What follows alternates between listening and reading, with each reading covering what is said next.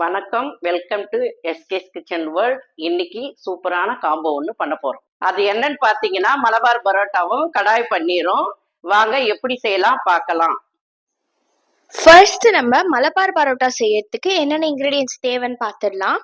6 cup மைதா, 6 கப்புன்றது இப்போ நாங்கள் சக்கரை போட்டிருக்கோம் இந்த பவுல் சைஸு. அடுத்து 2 டேபிள் ஸ்பூன் சுகர், தேவையான அளவு உப்பு, 2 teaspoon baking powder, 2 tablespoon கீ, 2 முட்டை, 3/4 கப் பால், அப்புறம் கடைசியா 2 லெமனை புழிஞ்சு ஜூஸ் மட்டும் எடுத்து வச்சிருக்கோம். வாங்க இப்போ மலபார் பரோட்டா எப்படி செய்யறதுன்னு பார்க்கலாம். இப்போ நம்ம பரோட்டா மாவு ரெடி பண்ண போறோம். ஸோ அதுக்காக முதல்ல நம்ம எடுத்து வச்சுக்க எல்லா இன்கிரீடியன்ஸையும் இதுல போட்டு மிக்ஸ் பண்ணிக்கலாம். முதல்ல சர்க்கரை, அடுத்து உப்பு, பேக்கிங் பவுடர். ஃபர்ஸ்ட் இப்போ இது வரைக்கும் கலந்து விட்டுக்கலாம். இப்போ இது கூடவே 2 முட்டையும் உடைச்சு சேர்த்துக்கலாம்.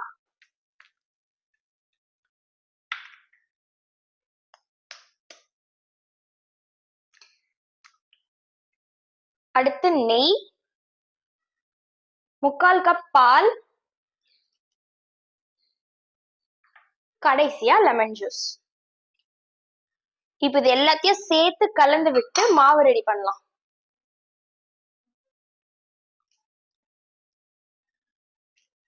எல்லாத்தையும் ஒன்னா சேர்த்து கலக்கியாச்சு. இப்போ கொஞ்சம் கொஞ்சமா தண்ணி சேர்த்து பரோட்டா மாவு பதத்துக்கு இதை பிசைஞ்சுக்கலாம்.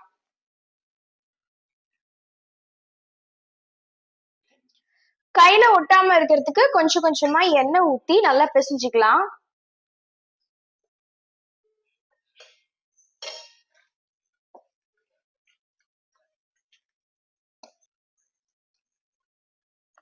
ஒரு 5 to 6 மினிட்ஸ் வரைக்கும் நல்லா மாவு பிசைஞ்சிட்டே இருங்க.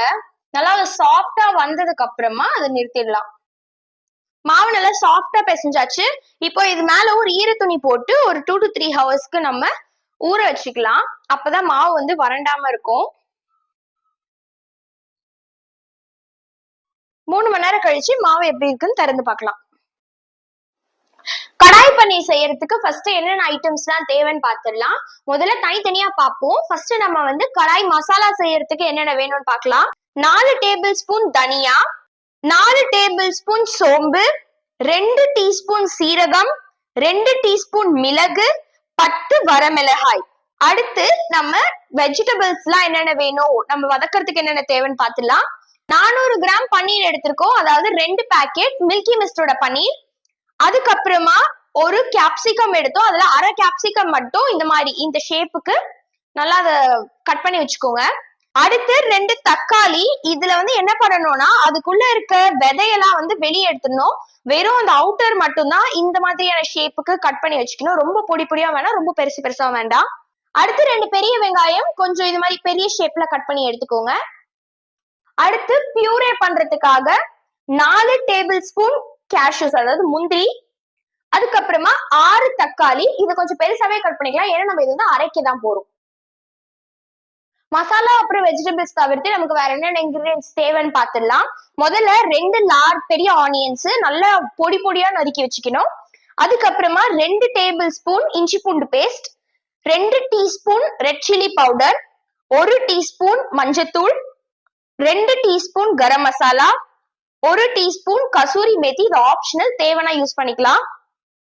அதுக்கப்புறமா 4 tablespoon of fresh cream. அப்புறம் இஞ்சி எடுத்திருக்கோம். இஞ்சி எவ்வளவுனா 2 இன்ச் தான். அதை இந்த மாதிரி நீள நீளமா கட் பண்ணி வச்சுக்கணும். அடுத்து 4 பச்சை மிளகா.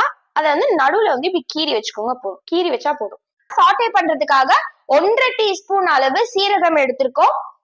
வாங்க கடாய் பன்னீர் எப்படி செய்யறதுன்னு பார்க்கலாம். இப்ப ஃபர்ஸ்ட் நம்ம கடாய் மசாலா தான் ரெடி பண்ண போறோம். அதை ரெடி பண்றதுக்கு ஃபர்ஸ்ட் ஒரு பேன் எடுத்து நாங்க ஸ்டவ்ல வச்சாச்சு. இப்போ அதுல நம்ம கடாய் மசாலாக்காக எடுத்து வச்சுக்கிறதே சேர்த்துக்கலாம். முதல்ல தனியா, சோம்பு, சீரகம், மிளகு,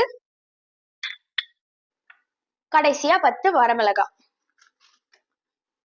இது எல்லாத்தையும் நல்லா வாசனை வர வரைக்கும் வறுத்துக்கலாம்.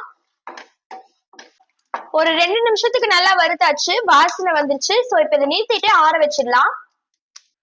கடாய் மசாலாக்கு நம்ம ரெடி பண்ணி வச்சதெல்லாம் ஆறுறதுக்குள்ள நம்ம பியூரை அரைச்சிடலாம். ஸோ அதுக்கு ஃபர்ஸ்ட் நம்ம எடுத்து வச்சிருக்க தக்காளியை சேர்த்துக்கலாம். இப்போ இது கூடவே நம்ம எடுத்து வச்சிருக்க முந்திரி பருப்பையும் சேர்த்துக்கலாம். இப்போ இதை நல்லா பேஸ்ட் மாதிரி அரைச்சு எடுத்துக்கலாம். இப்போ tomato and cashew puree ready ஆயிடுச்சு. அடுத்து இப்ப நம்ம எடுத்து வச்சிருந்த இந்த மசாலாவெல்லாம் ஆற வச்சு எடுத்தாச்சு. இப்ப இதை மிக்சியில போட்டு நல்லா ஃபைனா அரைச்சிக்கலாம். மசாலா இந்த அளவுக்கு பொடியா அரைச்சா போதும். அடுத்து ஒரு கடாயில 3 ஸ்பூன் எண்ணெய் ஊத்திக்கலாம். எண்ணெய் கொஞ்ச நேரம் ஹீட் ஆகட்டும். ஆயில் ஹீட் ஆனதுக்கு அப்புறம் அதுல வெங்காயம் சேர்த்துக்கோங்க. இது வந்து ஃபைனா சாப் பண்ணது இல்ல, நம்ம கொஞ்சம் பெருசா கட் பண்ணி வச்சிருந்தோம் அந்த வெங்காயம். லைட்டா வதக்கி விட்டுட்டு இப்ப அதுல நம்ம கட் பண்ணி வச்சிருக்க கேப்சிகம், குடமிளகா, அடுத்து தக்காளி, கடைசியா பன்னீர். ஒரு 2 இல்ல 3 நிமிஷத்துக்கு இதை நல்லா வதக்கி விட்டுக்கலாம். பார்த்து பன்னீர்லாம் உடையாம பொறுமையா வதக்குங்க. ஒரு 2 நிமிஷம் நல்லா வதக்கியாச்சு. இப்ப இதுல நம்ம அரைச்சு வச்சிருக்க இந்த மசாலா இருக்குல்ல, அது ஒரு 2 டேபிள் ஸ்பூன்.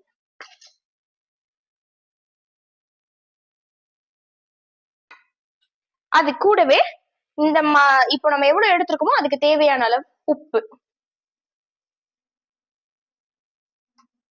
எல்லாத்தையும் சேர்த்து கலந்து விட்டுருங்க.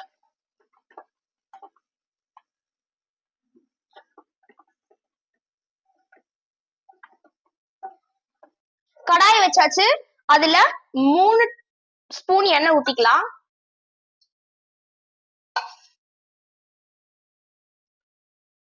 எண்ணெய் சூடாயிருச்சு. இப்ப அதுல சீரகம் போட்டுக்கலாம். இப்போ இதுல நம்ம பொடி பொடியா நறுக்கி வச்சிருக்க வெங்காயத்தை சேர்த்துக்கலாம்.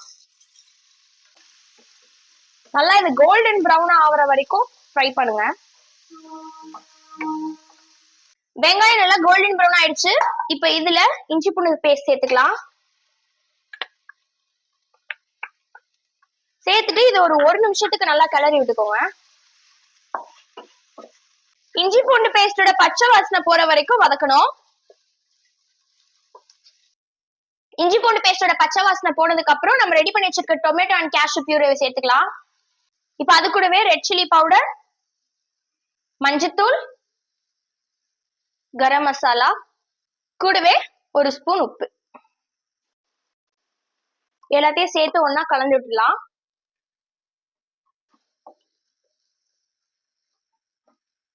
இப்ப இதுல இருந்து எண்ணெய் பிரிஞ்சு வர வரைக்கும் நல்லா குக் பண்ணிட்டே இருங்க. எண்ணெய் நல்லா பிரிஞ்சு வந்துருச்சு. இப்ப இதுல நம்ம ரெடி பண்ணி வச்சிருந்த இந்த மிக்ஸ வந்து சேர்த்துக்கலாம். இப்ப இதை இந்த மசாலா கூட மிக்ஸ் பண்ணி விட்டுறலாம். இப்போ எல்லாத்தையும் கலந்து விட்டதுக்கு அப்புறம் கிரேவிக்காக கொஞ்சமா தண்ணி சேர்த்துக்கலாம். அதையும் கலந்து விட்டுருங்க.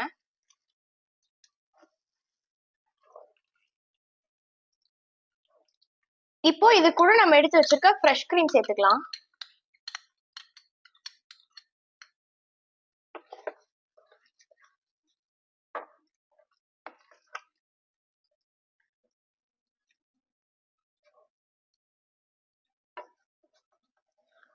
அடுத்து நம்ம கீறி வச்சிருக்க பச்சை மிளகா, அடுத்து இஞ்சி,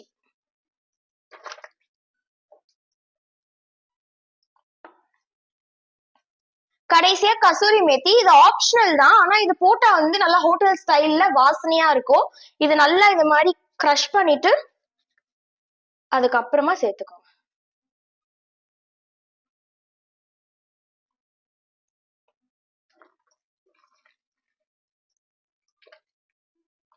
இது ஒரு 2 நிமிஷத்துக்கு குக் ஆகட்டும். அதுக்கப்புறம் நம்ம ஆஃப் பண்ணி இறக்கிடலாம்.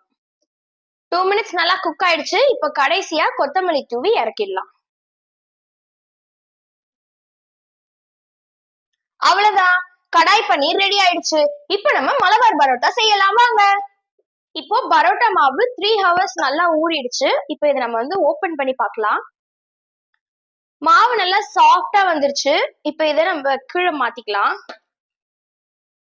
நல்லா தரையில போட்டு இந்த மாதிரி நல்லா இழுத்து விட்டுக்கோங்க. அப்பதான் வந்து மாவு இன்னும் சாஃப்டா இருக்கும்.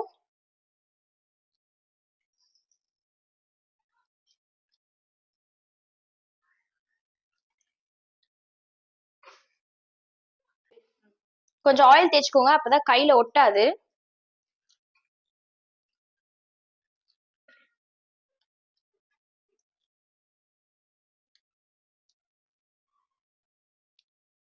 இப்படி இழுத்து வச்சு இப்படி எடுத்தீங்கனாலே அழகா பால் வந்துடும்.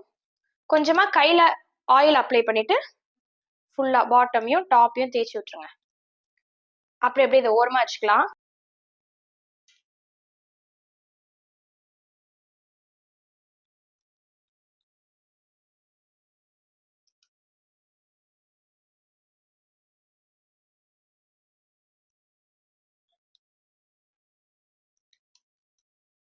எல்லா பீஸ்லயுமே ஆயில் தடவிடுங்க, அப்பதான் ஒட்டாது. இதே மாதிரி எல்லாத்தையுமே பால் மாதிரி பண்ணி வச்சிருங்க.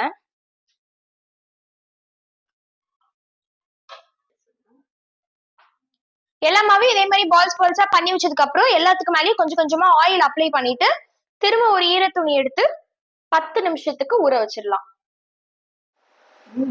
10 நிமிஷம் நல்லா ஊறினதுக்கு அப்புறம் மேல இருந்த துணி எடுத்தாச்சு. இப்ப எல்லாத்து மேலயும் ஆயில நல்லா அப்ளை பண்ணி விட்டுலாம். இப்போ கீழே சர்ஃபேஸ்ல ஆயில் ஊத்தி நல்லா ஸ்ப்ரெட் பண்ணி விட்டுருவோம். கையிலயும் நல்லா ஆயில் எடுத்துக்கோங்க. இப்போ இதுல இருந்து ஒரு பால் எடுத்து நல்லா கையை வச்சு நல்லா ஃபுல்லா ஸ்ப்ரெட் பண்ணி விட்டுறலாம்.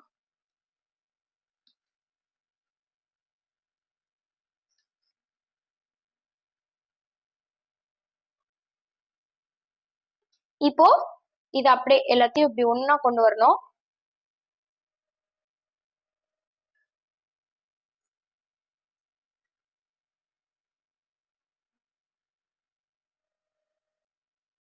இப்போ இதை அப்படியே சுத்திக்கலாம் ஃப்ளவர் மாதிரி. அவ்வளவுதான். இது மேல கொஞ்சம் ஆயில் வச்சுட்டு எடுத்து ஓரமா வச்சிடலாம்.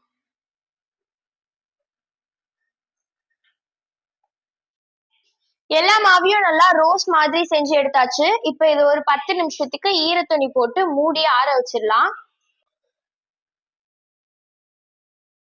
ஒரு மாவை எடுத்துட்டு இப்ப அதை நல்லா மேல பிரஸ் பண்ணி மட்டும் விடுங்க. ரொம்ப மெலிசா திரட்ட வேணாம், கொஞ்சம் திக்காவே திரட்டி எடுத்துக்கோங்க.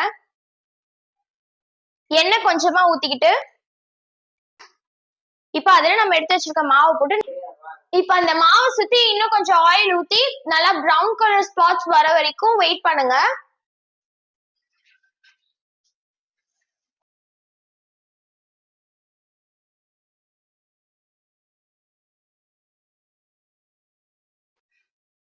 நல்லா பிரவுன் கலர்ல வந்துச்சு பரோட்டா. இப்ப அதை வெளியே எடுத்துடலாம்.